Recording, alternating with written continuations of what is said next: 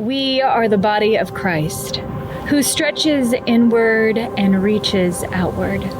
A body who grows, serves, and transforms lives through the love of Jesus Christ.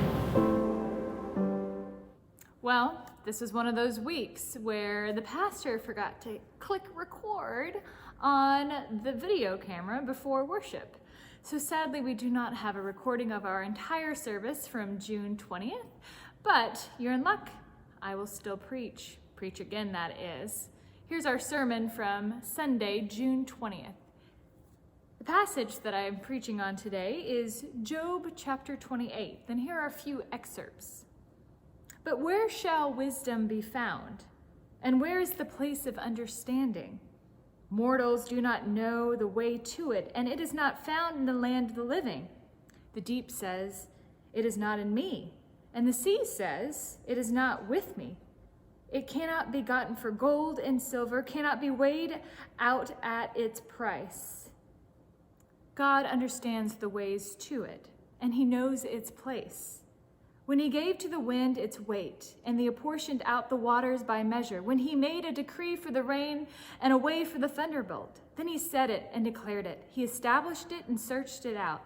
And he said to humankind, truly, the fear of the Lord, that is wisdom. And to depart from evil is understanding. This is the word of our Lord. Thanks be to God.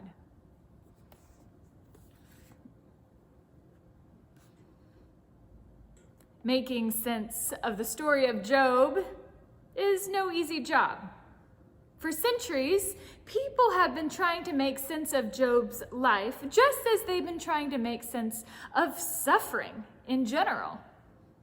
Trying desperately to answer questions like, why do bad things happen? Why do the innocent have to suffer?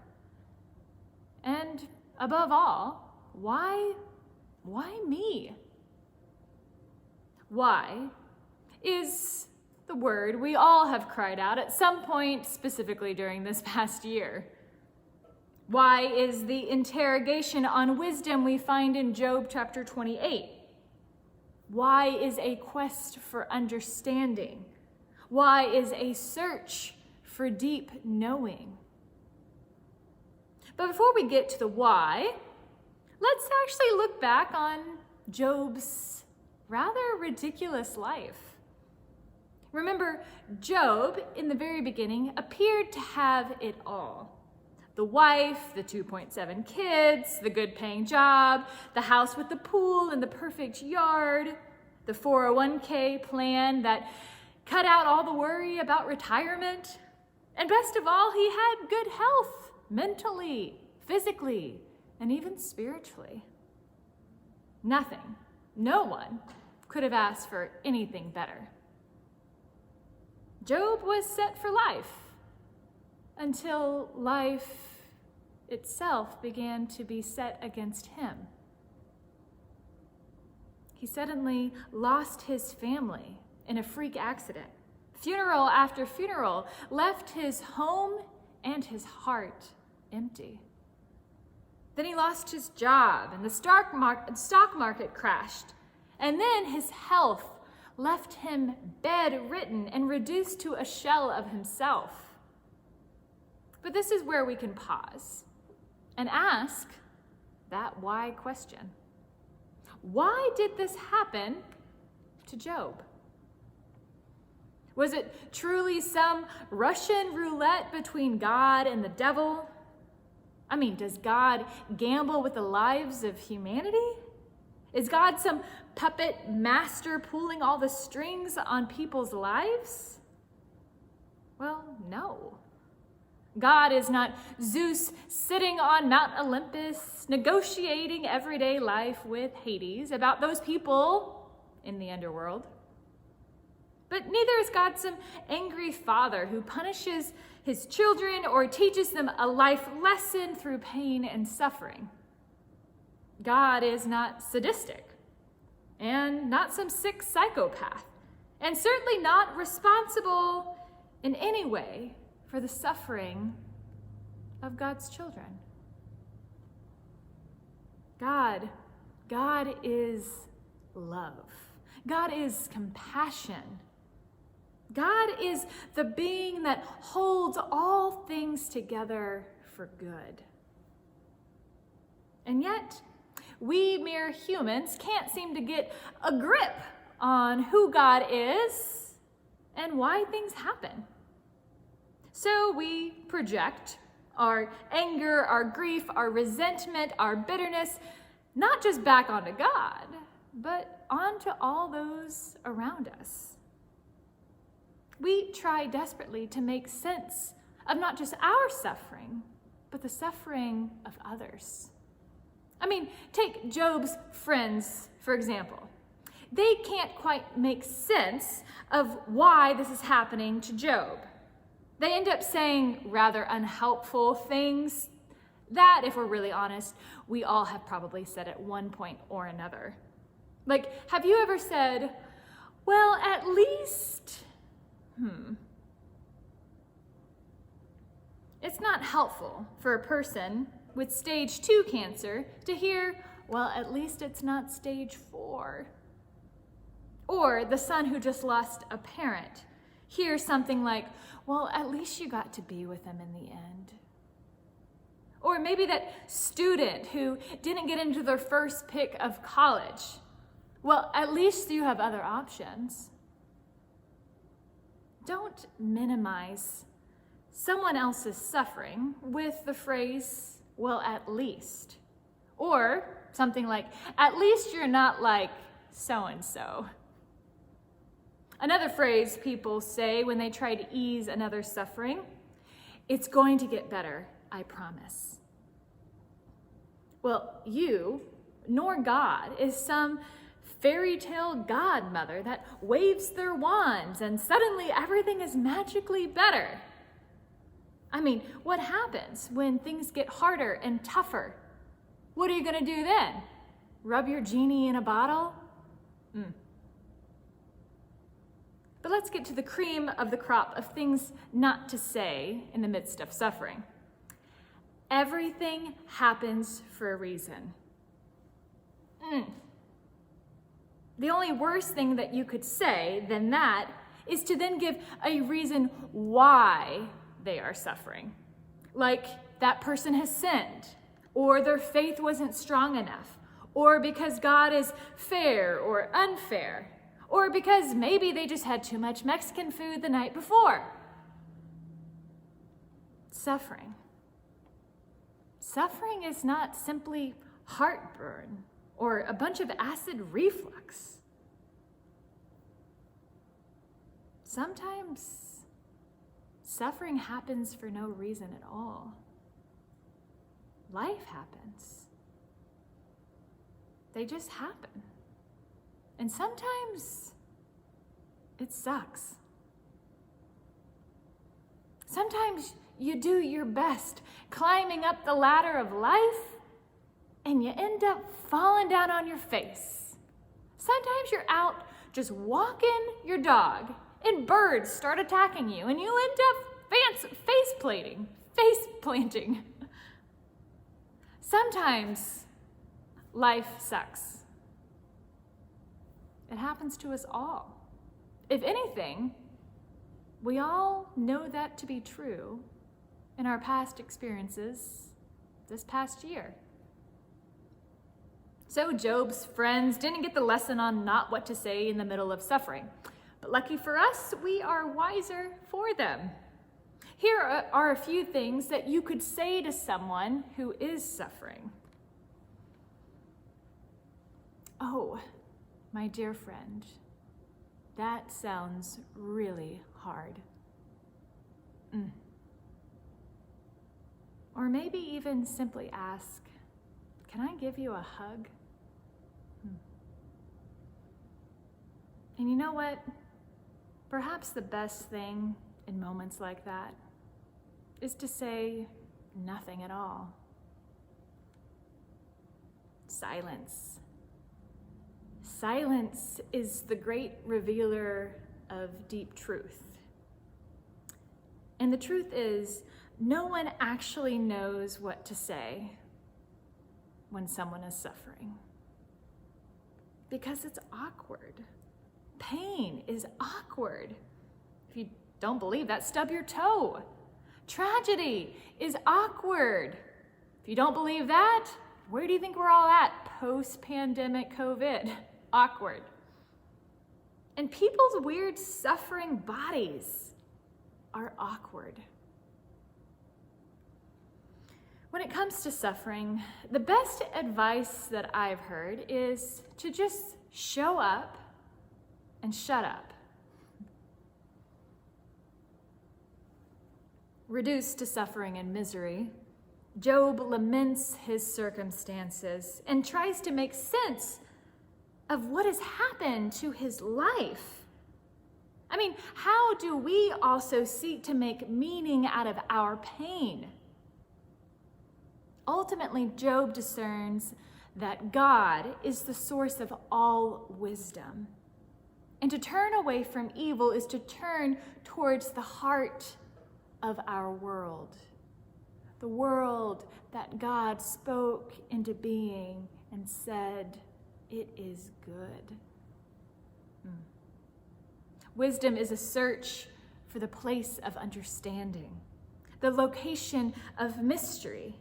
You know, that ground of being that holds us all in the infinite source of God's love. Job says, wisdom is to depart from evil. Well, gosh, evil often shows up in lies that we are all told, perhaps every day. Lies that often sound like truth, especially when we are most vulnerable, such as bad religion and wrong beliefs. I mean, these will try to ease our suffering and pain with lies.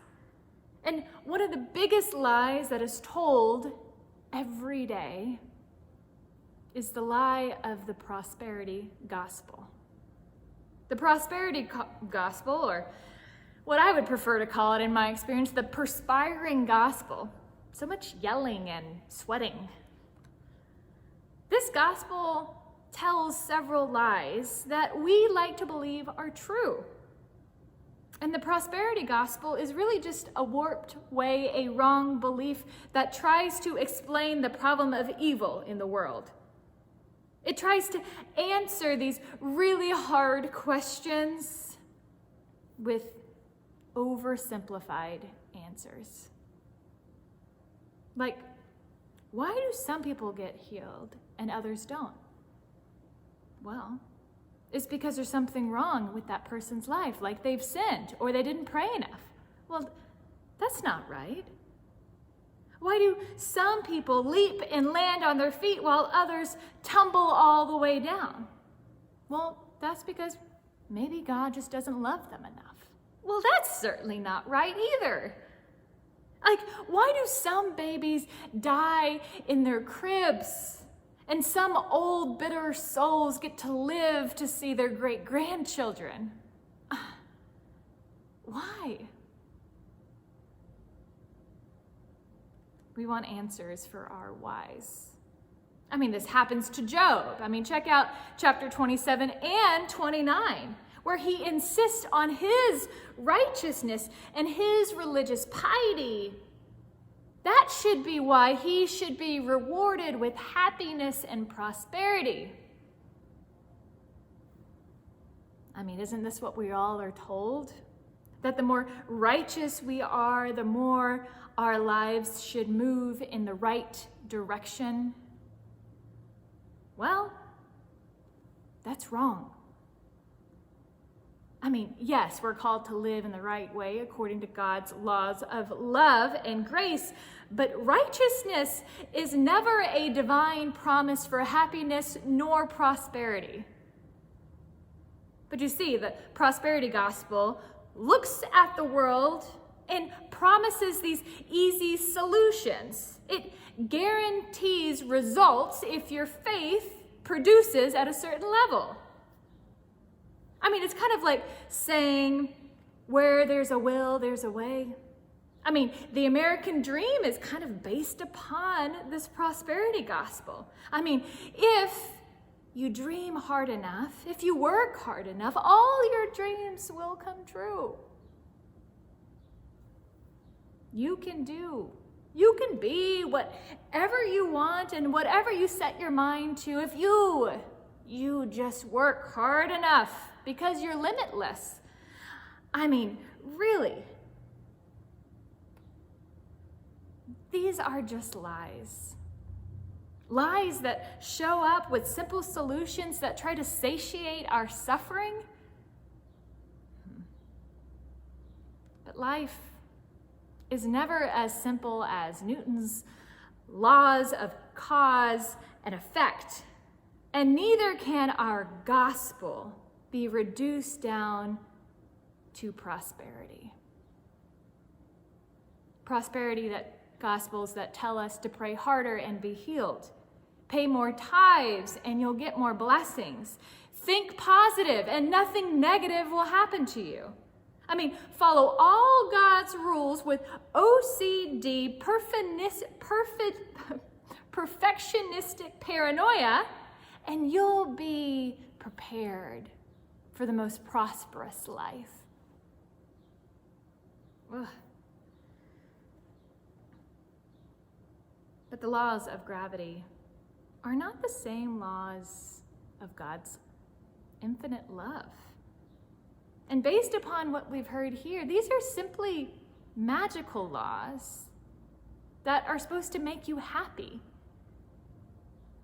When it comes to faith, sometimes X plus Y doesn't equal Z. I mean, the ABCs of our faith journey may begin with why questions, but end with mystery. And wisdom is found in the mystery of who God is and how God keeps showing up in relationship with us. I mean, if you think about it, the prosperity gospel kind of neglects Genesis 3. From dust you came and dust you shall return.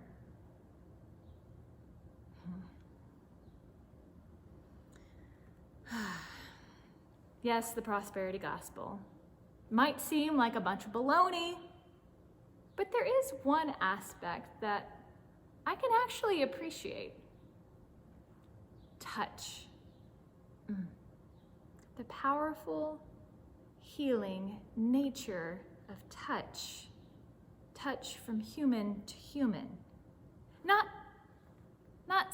simply healing bodies, although that may happen. But that's not what touch is for. It's to heal the soul. The power of somebody holding your hand during a chemo treatment. The power of a big bear hug after you hear your mom has died. That shoulder rub after a long, hard, difficult day at work.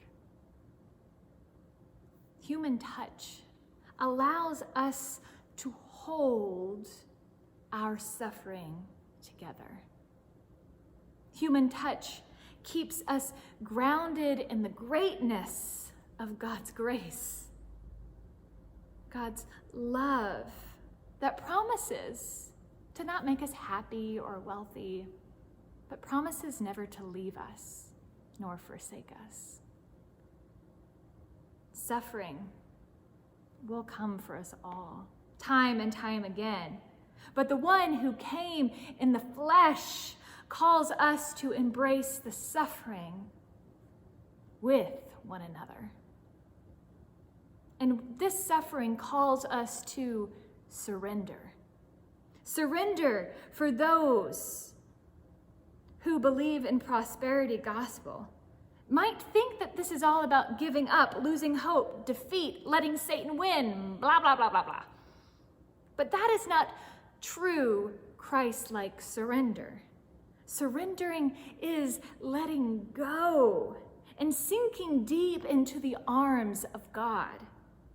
like a lamb lumped over the shoulders of Jesus, the great shepherd. Let us all be like woolly passengers held by God. God who came in the flesh, touching lives and teaching us how to touch one another. Surrender is the opposite of control. And control is a drug that may put a smile on your face, but won't ultimately keep your heart happy. Surrender is more of a virtue. It's the moment we stop making these fists with our hands squeezing life to death. It's when we choose to release and hold the world lightly, hold our loved ones lightly, hold ourselves lightly, even in the midst of suffering.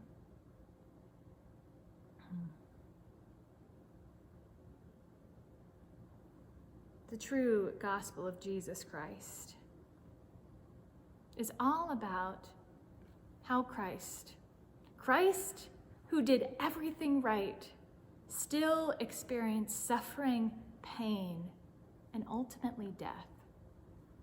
But this gospel news, this good news, is a reminder that God is with us. We are loved. And that is enough. Job chapter 28 is often called the hymn of wisdom. And true wisdom is the hope, the faith that God is making all things new. That God, our vision, our soul shelter, our resting place in this life and the next, will never leave us nor forsake us. Be thou my vision, O Lord of my heart, I ever with thee, and thou with me, Lord. Thou my soul shelter, and thou my high tower. Raise thou me heavenward, O power of my power. Amen. We would love to have you, your friends, and your family participate in the life of our community. Join us as we participate with God in serving our neighbors through missions and ministries near and far. Come join us for Bible studies on Sundays and Thursdays. Subscribe to our emails and our newsletter mail-out. Get involved in our amazing music ministries. Engage your family in our wonderful youth and children's programs. We want you to be invested. We want you to be connected. Here at Butyl Park Baptist Church, We are An inclusive community of faith. Rooted in the love of Jesus Christ. Grow. Serving. and transforming lives.